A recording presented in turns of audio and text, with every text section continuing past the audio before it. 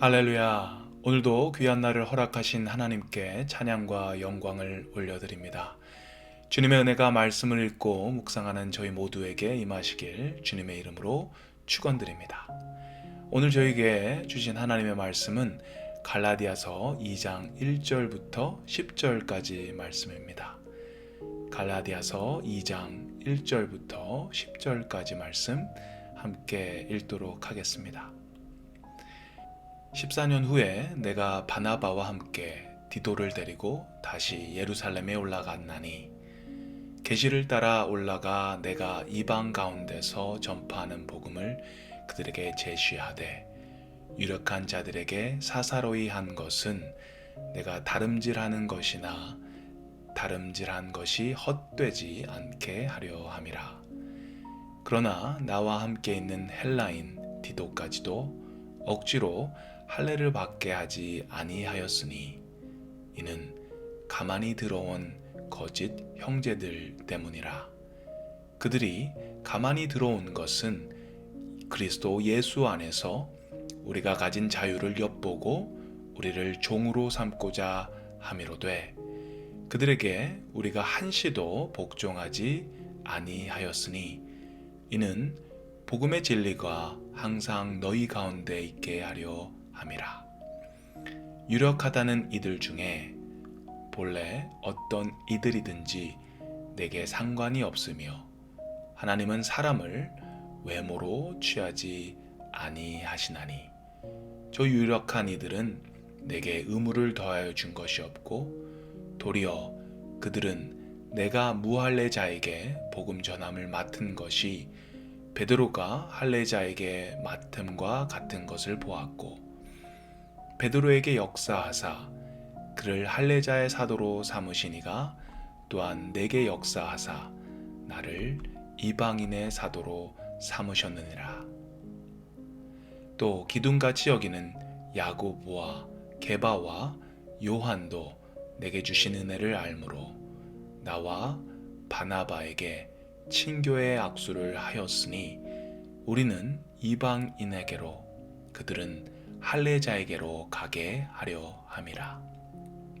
다만 우리에게 가난한 자들을 기억하도록 부탁하였으니 이것은 나도 본래부터 힘써 행하여 왔노라. 아멘. 오늘 본문은 갈라디아서 1장에 이어서 계속해서 사도 바울 자신이 사도임을 증명하면서 그가 전한 복음이 바른 복음임을 다시 한번 강조하는 그런 내용의 이야기입니다. 오늘 본문 1절을 보시게 되면 14년 후에 다시 예루살렘으로 올라갔다라고 이야기합니다. 예전에 바울이 다메섹 도상에서 예수님을 만나고 나서 예루살렘으로 간 이후 14년이 흐른 시점입니다. 예루살렘으로 올라갔다고 하는 이야기는 예루살렘 총회에 참석했다라는 이야기입니다. 어떤 문제로 총회가 열렸냐 하면 유대주의 그리스도인들이 할례와 모세의 율법을 지켜야만 구원을 받을 수 있다는 이야기와 구원은 오직 그리스도를 믿는 믿음으로 이루어진다는 바울이 전했던 복음과 마찰이 있었던 것입니다. 그 당시 초대교회가 생긴 지 그리 오래되지 않은 시기여서 이런 부분에 대해서 정확하게 교리적으로 신학적으로 정리가 되지 않았습니다. 그래서 이런 부분들이 사람들에게 매우 혼란스러웠습니다. 그래서 이 부분을 해결하기 위해서 바울과 바나바 그리고 디도와 함께 예루살렘 총회에 참석을 하게 된 것입니다. 예루살렘에 간 이유를 바울은 2절에 보시면 계시를 따라 올라갔다고 합니다. 하나님께서 계시를 주셨기 때문에 올라갔다라는 의미죠. 또 하나는 2절 마지막 부분에 나오는데요. 내가 다름질하는 것이나 다름질한 것이 헛되지 않게 하려 함이라. 예루살렘을 방문한 이유는 그가 전한 복음이 헛되지 않게 하려 함이다 라고 이야기합니다. 그가 목숨을 걸고 선교지에서 외쳤던 그 예수 그리스도의 복음이 헛되지 않게 하기 위해서 복음을 복음되게 하기 위해서 예루살렘 총회에 참석한다고 하는 이야기입니다. 5절 말씀 후반부에도 보시면 이는 복음의 진리가 항상 너희 가운데 있게 하려 함이라. 그가 전한 복음, 바른 복음, 참 복음이 사랑하는 갈라디아 교회 성도들에게 항상 함께 하기를 원했던 그 사도 바울의 그 간절한 마음을 알 수가 있습니다. 오늘 본문에는 사도 바울이 예루살렘으로 함께 올라갔던 디도를 소개하는데요. 3절 말씀 보겠습니다. 그러나 나와 함께 있는 헬라인 디도까지도 억지로 할례를 받게 하지 아니하였으니, 디도는 유대인이 아닌 헬라인 이방인이었다고 합니다.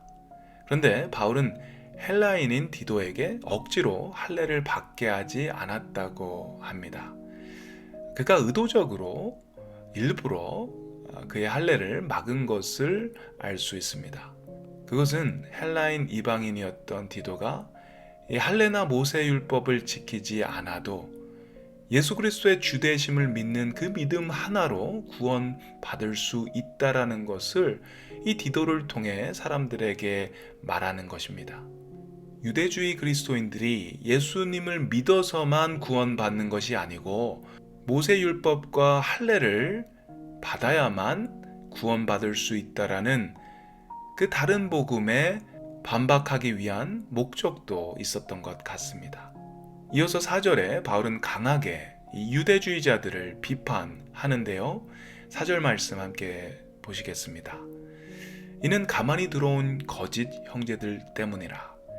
그들이 가만히 들어온 것은 그리스도 예수 안에서 우리가 가진 자유를 엿보고 우리를 종으로 삼고자 함이로되, 유대주의자들을 가만히 몰래 들어온 거짓 형제들이라고 이야기합니다.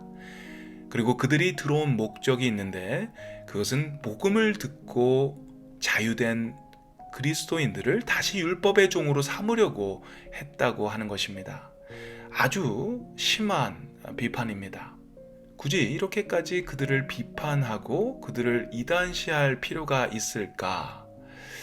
굳이 이렇게까지 각을 세우고 그들에게 거짓 형제니 비겁하게 몰래 들어와서 사람들을 율법의 종으로 만든다느니 이런 아주 강한 표현을 쓰는 것 좀 도가 지나치다라고 생각을 하시는 분들도 계시겠지만 바울에게는 이것이 너무나도 중요한 문제였습니다.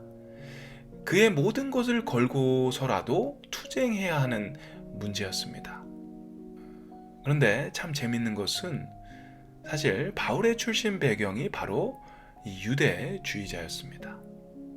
사실 바울 자신이 유대교에 심취되어서 모든 유대교에 관련된 관례들, 의식들, 그리고 율법을 외우고 또 행하면서 거기에 노예처럼 살았던 사람이었습니다. 율법이 하나님이라고 생각하면서 살았던 사람입니다. 그런데 예수님을 만나고 나서 율법이 또 하나의 우상이라는 것을 깨달은 것입니다. 구원은 율법이 아닌, 할례를 받아서가 아닌, 어떤 행위를 해서가 아닌 오직 예수 그리스도 한 분을 믿을 때 충분하다라는 것, 그것이 참 복음, 바른 복음을 깨달은 것입니다. 이것이 흔들리게 되면 이 복음에 다른 어떤 것이 더해지고 첨가가 되면 그것은 더 이상 복음이 아닌 다른 복음, 거짓 복음이 된다라는 것을 그는 철저히 깨달았던 것입니다. 그래서 이렇게까지 흥분을 하면서 화를 내면서 욕을 하면서까지 복음을 디펜드, 방어하는 것입니다. 여러분, 그리스도인은 너그러운 사람이 돼야겠죠. 그리스도인들은 주위 사람들을 너그럽게 품을 수 있고 나와 다른 생각, 나와 다른 가치를 갖는 그런 사람이더라도 그들을 이해하려고 하고 또 포용해야 하는 것이 그리스도인들의 모습이 돼야겠죠. 맞습니다. 우리는 넓게 생각해야 되고 넓게 품어야 합니다. 우리와 생각이 다르다고 해서, 우리와 가치가 다르다고 해서 그들을 미워하거나 그들을 원수처럼 여기지 말아야 합니다. 그런데요, 복음과 관련된 부분이 있다면, 진리와 관련된 부분이 있다면 그때는 다릅니다. 거기에는 한 발짝 물러섬이 없어야 합니다. 복음을 희석하거나 복음에 무언가를 더하는 그 어떤 사람들이 있다면 그들을 경계해야 하고, 때로는 그들과 매섭게 싸워야 할 때도 있습니다. 복음을 복음으로 지켜야 할 의무가 저희에게 있기 때문입니다. 복음을 온몸으로 그의 삶으로 지켜내고 있는 바울의 모습을 갈라디아서에서 우린 볼 수가 있습니다. 사랑하는 성도 여러분, 우리는 예수님을 믿음으로 구원받습니다. 오직 예수님 뿐입니다 라는 그런 이야기를 합니다.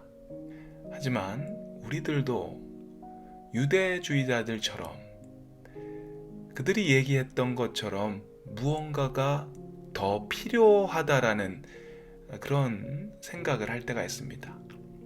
예수님 믿는 것만으로는 뭔가 부족해. 예수님을 믿어도 그래도 뭔가를 해야지. 봉사를 해야 되고 선교를 가고 헌금을 하고 그래야 내가 구원받지 않을까? 라는 생각을 할 때가 있는 것 같습니다. 그런데 그것은 복음이 아닙니다. 복음이 될 수 없습니다. 봉사를 하고 선교를 가고 헌금을 하는 것, 주님의 나라를 위해서 일하는 것 너무나도 귀한 것입니다.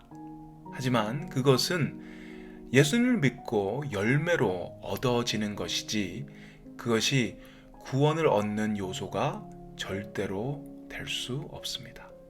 우리가 구원을 위해 뭔가를 더 해야 한다는 생각은 절대로 복음이 될 수 없습니다. 우리가 구원을 위해 뭔가를 더 해야 한다는 생각이 들어오면서부터 우리는 비교하기 시작합니다. 다른 사람과 나를 비교합니다. 다른 교회와 다른 구역과 우리 구역을 비교합니다. 다른 교회와 또 우리 교회를 비교합니다. 우리 스스로에게 너는 부족하다. 너는 그것만으로는 안 된다. 저 사람은 저렇게 믿는데 너는 그것뿐이 안 되냐. 저 사람은 저렇게 섬기는데 넌 이것뿐이 못하냐. 저 교회는 저런 일을 하는데 너는 그것뿐이 못하냐. 저 목사는 저렇게 잘하는데 너는 왜 그것뿐이 못하냐. 비교하고 정죄하는 마음, 그 마음들이 우리 가운데 생기게 됩니다. 그리고 그 마음에 우리는 매여 있게 됩니다. 우리가 구원을 위해서 뭔가를 더 해야 한다라는 생각이 우리를 지배하기 시작하면 이런 비교의식에 사로잡히게 됩니다. 그래서 여러분, 복음이 복음되게 하셔야 합니다. 주님 한 분만으로 충분합니다. 예수님이면 충분합니다. 예수님이면 됩니다. 예수님이 나 같은 죄인을 위해서 십자가에 못 박혀 죽으셨습니다. 그 피로 나는 구원받았습니다. 이 복음을 여러분 믿고 그 복음 안에 자유하시기 원합니다. 사랑하는 성도 여러분, 오늘도 주님이 주신 이 귀한 복음의 자유 안에 들어가시기를 원합니다. 그리고 그 자유를 온전히 누리시길 바랍니다. 여러분의 삶에 복음이 복음되기를, 그래서 여러분의 삶에 복음의 귀한 열매들이 주렁주렁 아름답게 열리는 그런 귀한 아름다운 삶을 사시길 주님의 이름으로 축원드립니다. 우리 함께 기도하겠습니다. 사랑의 하나님, 감사합니다. 바울이 목숨을 걸고 복음을 전했고 또 목숨을 걸고 그 복음을 지켜내려고 했습니다. 그의 삶의 율법은 또 하나의 하나님이었습니다. 그런데 그가 예수님을 만난 후 그것이 우상임을 깨달았습니다. 그리고 주저없이 그가 너무나도 목숨처럼 사랑했던 그 율법을 내려놓았습니다. 그리고 예수 그리스도의 복음을 그의 삶의 중심에 놓았습니다. 주님, 우리도 그렇게 되길 소원합니다. 복음이 아닌 다른 복음, 거짓 복음을 믿고 거기에 매여 살고 있다면, 여전히 우리의 생각으로 복음을 훼손하는 그런 잘못된 믿음에 매여 있다면, 주님, 저희를 불쌍히 여기사 예수 그리스도의 참 복음을 알게 하시고 그 안에 참 자유를, 참 평안을 맛보게 하시옵소서. 오늘도 저희 삶에 복음이 되게 하시고, 그래서 저희 삶 가운데 복음의 귀한 열매들이 나타나기를 간절히 소원합니다. 감사드립니다. 예수 그리스도의 이름으로 기도드립니다. 아멘.